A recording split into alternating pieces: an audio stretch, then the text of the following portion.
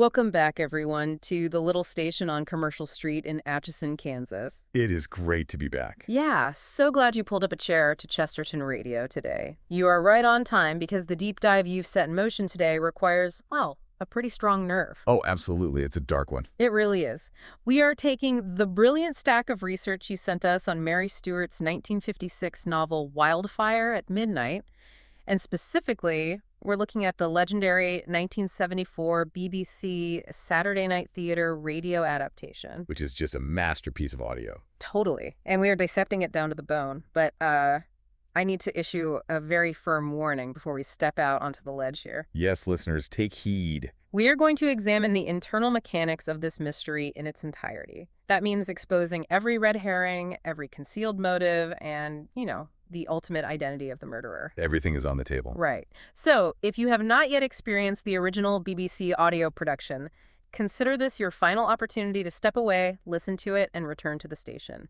We'll keep the fire going for you. You really should listen first. It's worth it. It really is. So, jumping right in, this is a profound piece of material to unpack. It is. I mean, when you examine the architecture of mid-century British crime fiction, there is this distinct evolution. Like a shift away from the classic parlor room stuff. Exactly. You have the structural perfectionists of the Golden Age puzzle mystery, right? Mm-hmm. Writers who built airtight intellectual labyrinths. And Mary Stewart inherits that rigorous architecture, but she fundamentally alters the physics of it. She changes the rules of the game. She does. She herself noted that Wildfire at Midnight was a deliberate attempt to write a classic closed-circle detective story. Which usually means restricted action, a dense cast of suspects, a tightly coiled plot. Right, but rather than placing this cast in a sprawling country manor with the doors locked from the inside, she violently transposes that intensely domestic structure into the middle of the most hostile, imposing, almost sentient wilderness in the British Isles. The Isle of Skye. Yeah. She engineers this collision between a highly structured murder puzzle, raw physical adventure, and just the paralyzing dread of romantic suspense. I am struggling a bit with how that collision actually functions on a psychological level, though, because if you look at the temporal setting, it feels almost contradictory to the dread you're describing. Oh, so? Well, the book is published in '56, but Stewart anchors it immovably in June 1953. And when I look through the historical context you provided in these sources, 1953 is arguably the most optimistic, triumphant moment in modern British history. Oh, without a doubt. I mean, it's the coronation of Queen Elizabeth II. You have a nation pulling itself out of the rationing, the bombing, the sheer societal exhaustion of World War II, and they are pivoting aggressively toward the future. It was a massive cultural reset. Yeah, the sources detail acorns from Windsor Great Park being shipped across the globe to be planted as coronation oaks. I love that detail. And the invention of coronation chicken for the Queen's luncheon. There is even a children's literary staple, Collins magazine, rebranding itself entirely as the Young Elizabethan just weeks prior. They were literally declaring a new golden age. They really were. But that historical friction is entirely intentional on Stewart's part. To understand the psychological pressure cooker of the novel, you really have to understand that the characters view themselves as the pinnacle of human achievement. Because they're steeped in that cultural euphoria. Exactly. And that optimism wasn't merely social or political, it was physical. Because precisely at this moment, the news breaks that a British expedition has achieved the impossible. The Everest expedition. Yes, they have conquered Mount Everest. The timing is a piece of historical theater so perfect it borders on the absurd. It really does. Let's drill down into the mechanics of that Everest expedition, because the sheer logistics detailed in the sources are staggering. This wasn't a romantic, small-scale climb. Not at all. It was a militaristic siege of the mountain. Colonel John Hunt was put in charge specifically because he possessed a ruthlessness that the previous reconnaissance leader, Eric Shipton, lacked. Hunt treated it like a military campaign. He mobilized 362 porters and 20 Sherpa guides to haul 10,000 pounds of baggage up through the Khumbu icefall. 10,000 pounds. It's unbelievable. The physics of moving that much mass into the death zone is mind-boggling. It was an exercise in brute force engineering and physiological endurance. I mean, the human body is just not designed to function above 26,000 feet. The air is just too thin. Right. The atmospheric pressure drops so severely that oxygen molecules are spread too far apart to sustain basic cellular function. Hypoxia sets in. Which is terrifying. It is. The brain swells, the blood thickens. To counter this, Hunt's strategy relied heavily on experimental oxygen technology, which, well, it created a terrifying dependency on fragile equipment. Yeah, the first assault team, Tom Bordelin and Charles Evans. Right, they utilized a highly experimental closed-circuit oxygen system. This system was designed to take the carbon dioxide exhaled by the climber and pass it through a canister of soda lime. To scrub the CO2, right. Exactly. It chemically scrubs the CO2, allowing the climber to rebreathe the oxygen. But the chemistry failed, didn't it? The sources mentioned the soda lime canisters malfunctioning? They did. At 28,700 feet, the south summit, higher than any human had ever stood. The cold caused the moisture in Evans' breath to freeze the valves. Oh, wow. And the soda lime canisters began failing to absorb the carbon dioxide. They were essentially suffocating on their own exhaust. So they had to turn back. They had to turn back, utterly defeated by the failure of human technology against the environment. It fell to the second team, New Zealander Edmund Hillary and Sherpa Tenzing Norgay, using a simpler open-circuit system. Which just vents the exhaust into the air, right? Right, much simpler. And they made the final push. They reached the summit on May 29th at 11:30 in the morning. Hillary removed his mask just long enough to take photographs and noted that within minutes, his motor functions deteriorated. His fingers became clumsy, his mind sluggish. The environment was actively trying to kill them, but they planted their flags and survived. And then there is the communication mechanism used to get that news back to civilization, which is a thriller in itself. Oh, the Jan Morris story. Yes. Jan Morris, the correspondent for the Times, is sitting at base camp. The news of the summit reaches her, but she is terrified that rival newspapers will intercept the transmission, or that the Indian government wireless station at Namche will leak it. She can't just radio down and say, hey, we made it. Exactly. Yeah. Which necessitates cryptographic espionage on the side of a mountain. It's so brilliant. Morris devised a coded cipher specifically for this eventuality. The runner took a message down the mountain that read, and this is a direct quote, "Snow conditions, bad stop advanced base, abandoned yesterday, stop awaiting improvement." It sounds like a complete disaster. To anyone intercepting the transmission, it read like a total failure. But to the editors in London, "Snow conditions bad" was the cipher for summit reached. So clever. Advanced base abandoned translated to Hillary, and awaiting improvement translated to Tenzing. The coded telegram arrived in London just in time to be printed on the morning of June 2nd, the exact day of the Queen's coronation. It was framed by the global press as a coronation gift. Humanity had used logic, engineering, and teamwork to dominate the ultimate untamable peak. I see the thematic collision now, because in the real world of 1953, the narrative is absolute human supremacy over nature. We can engineer our way to the top of the world. Yes. But Stewart takes that exact week, places her characters in a cozy hotel lounge listening to these victorious Everest radio broadcasts, and then she forces them to look out the window. And right outside the hotel, the landscape isn't conquered at all. Not even a little bit. The Scottish mountains are looking back at them, completely indifferent to human arrogance and preparing to strike. She takes the triumphant narrative of 1953 and asks a very chilling question. What happens if the environment refuses to be subjected? That is the crux of the novel's philosophical horror. Stewart forces a micro-narrative of human insignificance against the macro-narrative of human triumph. Right. We move from the global scale of the Himalayas to the hyper-localized, isolated geography of the Scottish Highlands, specifically the Isle of Skye, known in Scottish Gaelic as Anti-Eilean Skithinac. The Island of the Mist. The Island of the Mist. And the geography here doesn't merely provide scenery, It acts as the primary antagonist and the mechanical lock of the mystery plot. Explain the mechanics of that geography to me, because the geology of Skye sounds aggressively hostile. It is brutal. We're talking about a coastline that is essentially a fractal nightmare of jagged peninsulas radiating from a central mountainous hub, the Cuillin Hills. To understand the physical threat, you really have to look at the deep geological time that formed the Cuillins. We're looking at the deeply eroded root system of an extinct central volcano. A volcano? Yeah, one that dominated the landscape during the Paleogene period, roughly 60 million years ago. Wow. What you see today when you look at a mountain like Blabain or Blaven is not the cone of the volcano.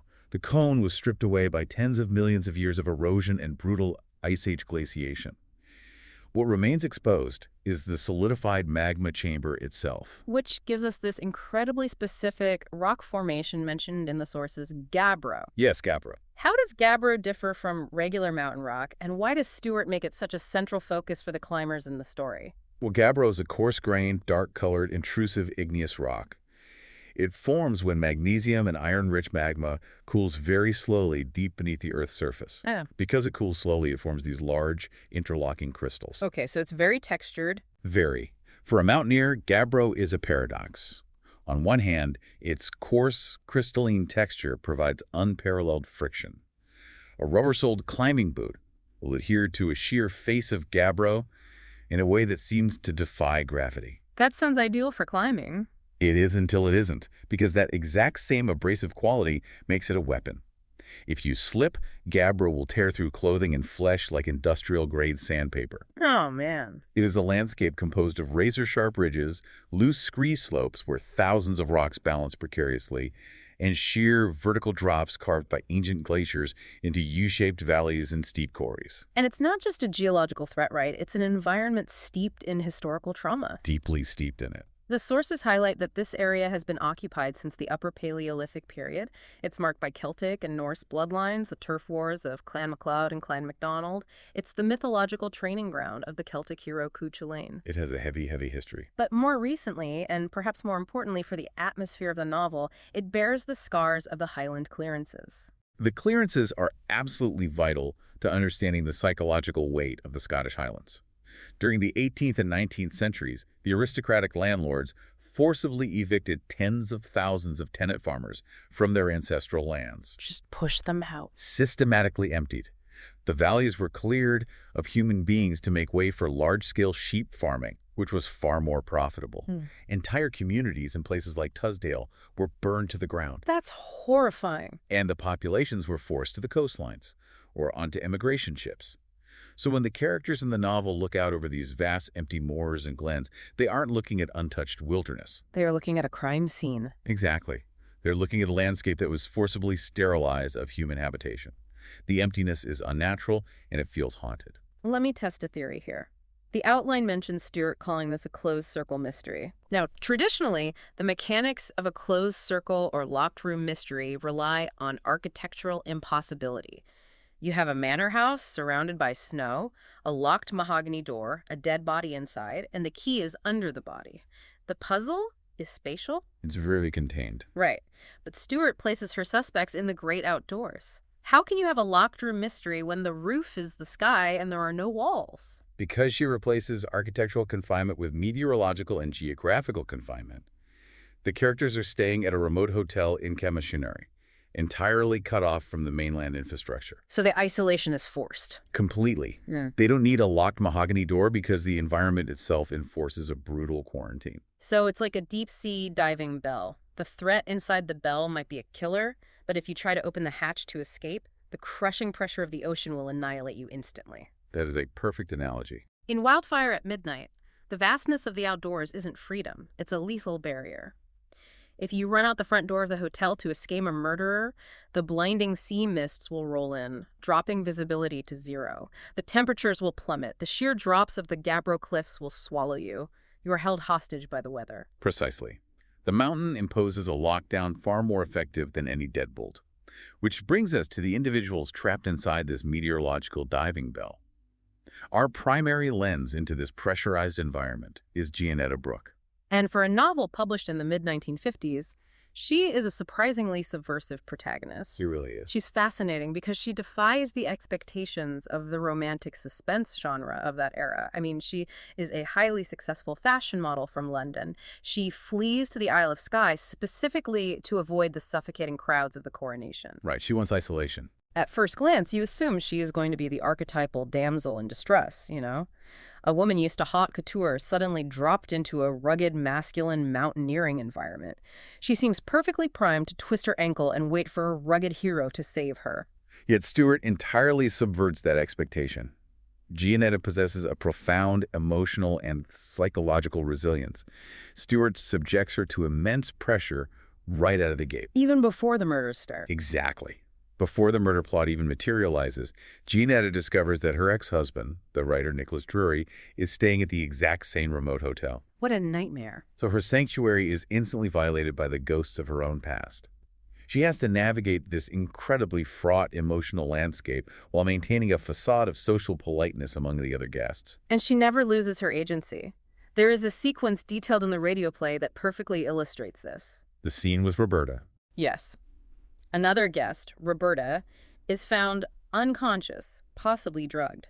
A standard protagonist of the era might panic and defer to the men. But Gianetta takes command.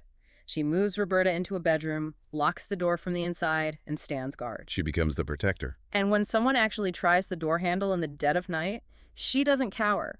She aggressively calls out, challenging the shadowy figure in the hall, and forces them to retreat.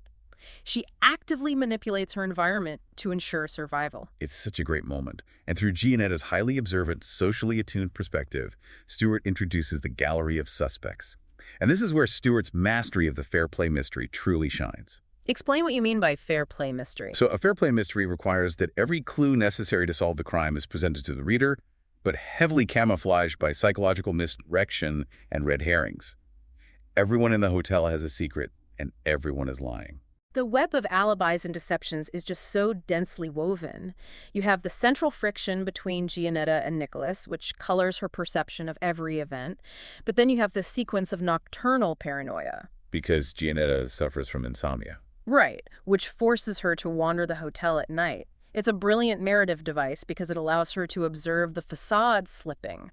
She overhears Marcia, an aging, glamorous stage actress, intimately kissing Nicholas in the dark. A major red herring. She observes an unidentified man hurrying out of the hotel in the early hours of the morning.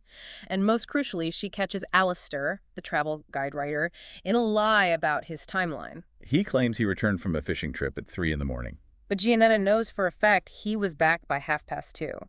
He has 30 minutes of completely unaccounted for time. Every single character is operating on a hidden agenda, which shatters the social trust of the group.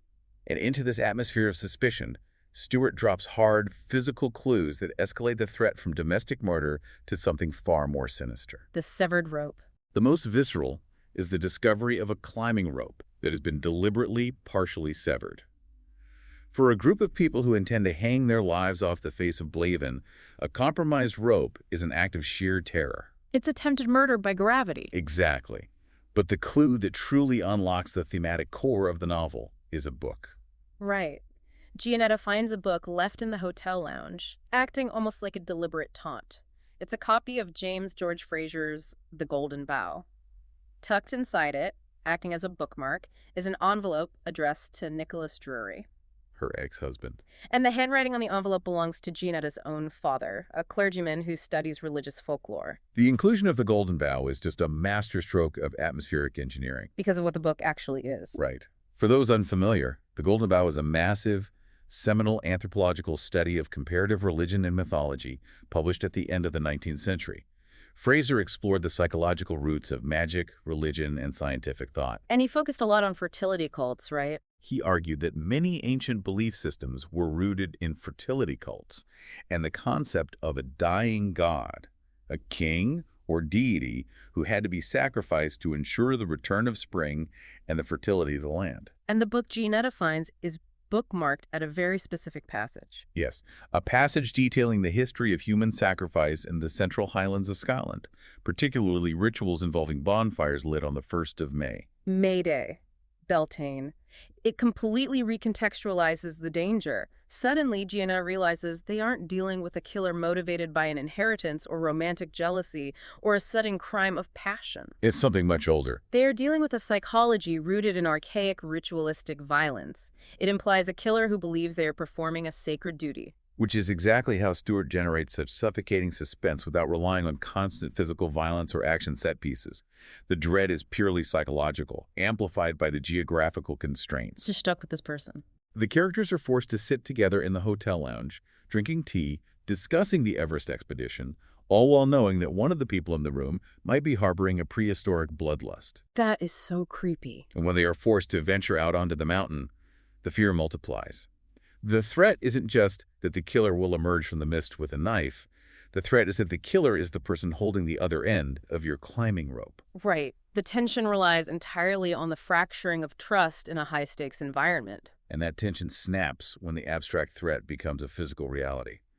The discovery of the first murder victim, a local girl named Heather McRae, confirms every dark implication of the Golden Bough. And the details of the crime scene are incredibly precise and deeply unsettling. This wasn't a panicked murder in an alleyway. This was a methodical, ceremonial execution. The ritualistic nature of the crime scene connects the physical landscape to the darkest elements of Scottish lore. Heather's body is discovered on a prominent, whitish ledge halfway up the sheer face of Blaven. Her throat had been deeply cut. Yes, but the arrangement of the body is what signals the ritual. She was laid perfectly flat on her back, her hands meticulously crossed over her chest, and she's positioned in the direct center of the cold ashes of a very specific type of bonfire, a wildfire. The sources outline the exact botanical composition of this fire, and it is fascinatingly specific. It was constructed out of 9 different types of wood. It included branches of birch, a massive chunk of oak that was barely charred, and a dry fungus known as agaric. Let's break down the mechanics of why a killer would go through the immense logistical trouble of hauling these specific materials up a mountain face to build a fire. It's a huge effort, but every element holds mythological weight. Oak, historically, was sacred to the Druidic orders of the Celtic world, symbolizing strength, endurance, and the gateway between worlds. Okay, and the birch. Birch is deeply associated with purification and new beginnings, often used in Beltane fires to cleanse the livestock after winter. But the inclusion of agaric is the most telling detail. Because agaric isn't just wood. Precisely. Agaric refers to types of fungus, often birch polypore or fly agaric. While it makes excellent slow-burning tinder, certain types of agaric have deep historical ties to shamanic rituals due to their hallucinogenic properties. Wow, okay. Using it in a ceremonial fire implies a desire to bridge the gap between the mortal world and the spiritual realm. This was a carefully engineered pyre designed to appease something ancient. And this directly taps into the localized fatalism of Scottish folklore. You provided some incredible examples of how the land itself in Highland mythology is often viewed as an active, vengeful participant in human affairs. It's not a passive backdrop. Not at all. Take the legend of the Cointeach, the Scottish Banshee, or the Keener. The Cointeach is a perfect example of how rural psychology manifests in folklore. Unlike the generic shrieking specters of Victorian ghost stories, the Cointeach is intimately tied to specific clans, the Macmillans, the Mathesons, the McFarlanes. She operates in highly specific geographical zones like Skye, Argyll, and Islay. And the physical manifestation is so bizarre and unsettling.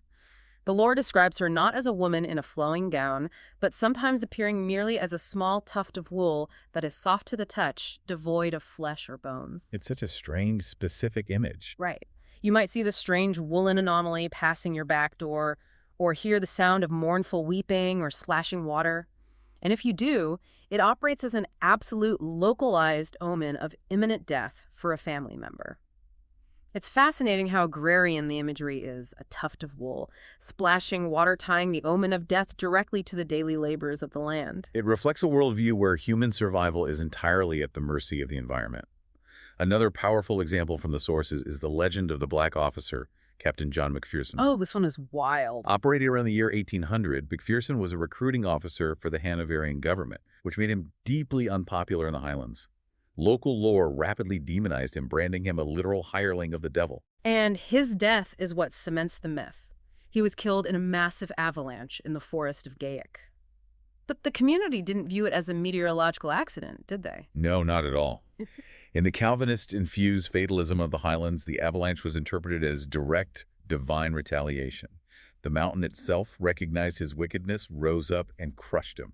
The environment is the executioner. Exactly. And this psychological framework, the belief that the mountain is a sentient god demanding respect and sacrifice, is the exact pathology that creates our murderer. So let's confront the killer directly. The revelation that Roderick Grant is the architect of these murders ties all of these historical, geographical, and psychological threads into a single, terrifying knot. He's such a complex villain. He is. He is a handsome, charming, deeply helpful local figure. He acts as a guide, yet his motives have nothing to do with greed or passion. When he finally confesses his crimes to Gianetta, his reasoning is utterly fanatical. The confession scene in the BBC adaptation is a masterpiece of voice acting and script writing because Roderick's tone isn't hysterical.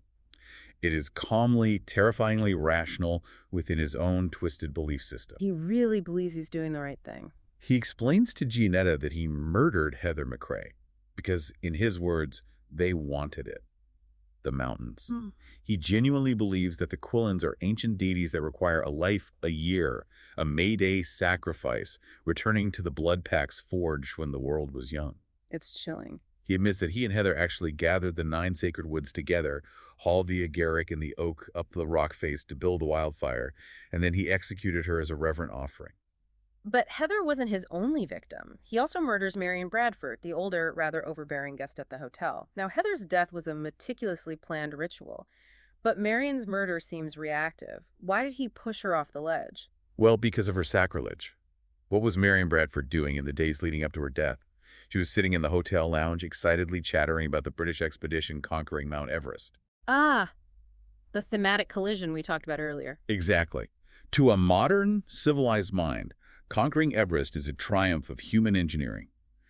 To Roderick Grant, the very concept of conquering a mountain is the ultimate blasphemy. It's an insult to his gods. It is an arrogant affront to the supreme power of nature. Marion's idle chatter about humanity dominating the peaks offended his deeply ingrained reverence for the mountain supremacy. He murdered her because she dared to suggest that humanity was greater than the rock. And Stewart brilliantly grounds this mythological fanaticism in a very real clinical pathology. She doesn't just hand-wave him away as a monster, she gives him an origin story rooted in generational trauma. She provides a psychological roadmap. We discovered that his mother died during childbirth, and his grandmother died institutionalized in an asylum, implying a genetic predisposition to mental instability. But the true catalyst was his father. Roderick was raised by a stern, hyper-religious Presbyterian who was simultaneously obsessed with the archaic customs and blood legends of the Highlands. So he was getting mixed messages from birth. Exactly.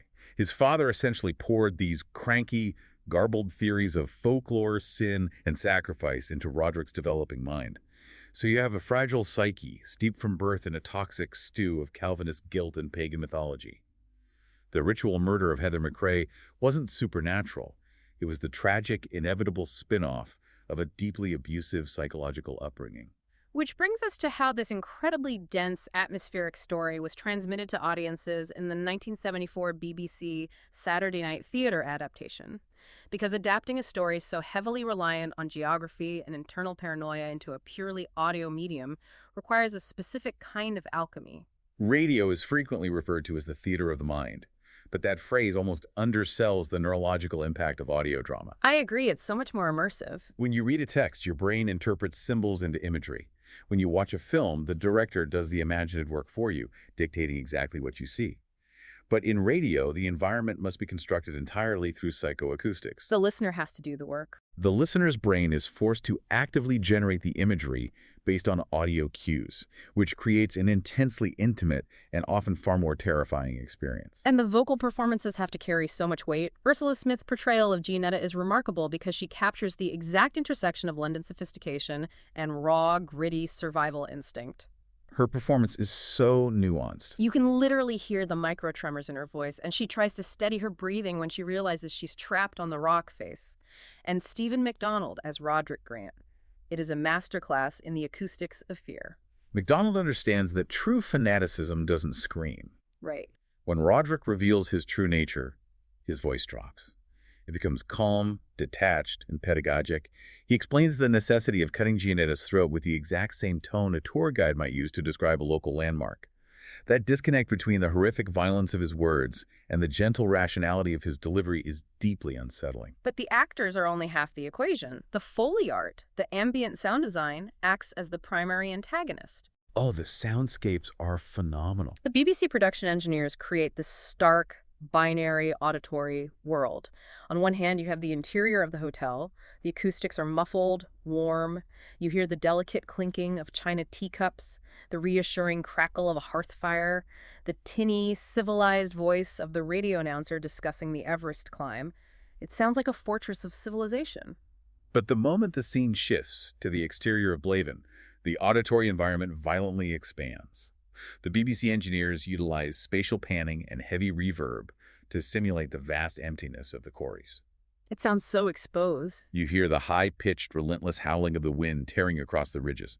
You hear the sickening sound of a heavy boot slipping against loose, shifting scree. Hold on, let me interject a thought here. The more we discuss the audio mechanics, the more I realize that radio isn't just a good medium for this story. It is the only medium that structurally replicates the exact terror the characters are experiencing. How do you mean? Think about the physical reality of the Isle of Skye. Stewart constantly emphasizes the sudden, blinding sea mists that roll in and reduce visibility to zero. The characters are routinely plunged into literal blindness. They cannot trust their eyes. They cannot see the edge of the 1,000-foot drop, and they cannot see the killer approaching. They have to rely entirely on the crunch of a footstep, the direction of an echo, the sound of breathing. That is a profound connection. Right. By adapting this into a radio drama, the BBC physically forced the audience into the exact same sensory deprivation tank as Gianetta Brooke. As a listener, you are blinded. You have zero visual information. You are trapped in the mist, relying strictly on auditory cues to survive the mountain and solve the mystery. The medium itself becomes the meteorological trap. It forces an active sympathetic paranoia onto the listener. You aren't just observing Gianetta's fear. Neurologically, you are participating in it. Which is why, when you zoom out and look at the legacy of Wildfire at midnight, its endurance makes perfect sense. Why does a story so firmly rooted in the geopolitical optimism of 1953, written in 1956 and adapted for radio in 1974, continue to command our attention? Because it forces us to confront the fragility of our own ego. Precisely. It systematically strips away the veneer of modern civilization. It takes the pride of high fashion, the polite societal norms of the hotel lounge, the technological hubris of the Everest expedition, and it exposes them as fragile fictions. We think we're so in control. But underneath that veneer lies a raw, primal fear. The novel serves as a humbling, necessary reminder of our profound smallness in the face of deep geological time and untamed nature. We can engineer better oxygen tanks, we can plant our flags on the summit of the world, but the mountain remains utterly indifferent to our triumphs. And yet, despite that terrifying indifference, the story doesn't end in nihilism, which brings us, as is tradition here at the little station, to a Chestertonian conclusion. Always the best part. G.K. Chesterton, who practically wrote the philosophical playbook for detective fiction, argued that the true value of a mystery story has nothing to do with the morbid fascination of the murder itself. It's not about the blood and guts. No. The essential value of the detective story is the ultimate restoration of order. The detective, or in this case, the resilient, hyper-observant protagonist, acts as the agent of reason, morality, and light, pushing back against the encroaching chaos. Wildfire at Midnight executes that philosophy flawlessly. Roderick Grant operates as the avatar of chaos. He represents ancient pagan madness, the bloodthirsty, irrational demands of an indifferent and brutal natural world. He attempts to drag humanity backward into a dark age of ritual slaughter. But the chaos breaks against the rocks of human resilience. Roderick fails. Despite the vastness of the Quillins, despite the blinding mist and the psychological weight of the folklore, Gianetta Brooke survives. Her courage, her logic, and her refusal to surrender her agency ultimately dismantle the fanaticism. The truth is dragged into the light, the mist eventually lifts. Stewart reminds us that while the wilderness outside the door is ancient, vast, and legally indifferent, the internal light of human decency and rational order has the power to hold the darkness at bay. It's a powerful message. And that is a revelation worth holding on to. We have mapped the globe, we have conquered the peaks, and we have engineered our way out of the dark ages. But the true, unmapped wilderness will always be the human mind. The question Wildfire at Midnight leaves us with a question for you to mull over long after the audio stops, is this. Did Roderick Grant invent the monster on the mountain to justify his own broken psychology? Or did the isolation and brutality of the mountain actively reach into his mind and create the monster it desired? That is a question that will keep you up at night. Thank you for pulling up a chair and braving the mist with us today. If you value this kind of deep, mechanical exploration into the architecture of great stories, we invite you to support Chesterton Radio.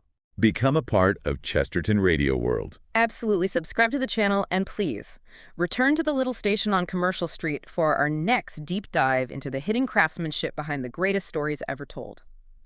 Until then, keep your boots gripped tight to the rock, and good night.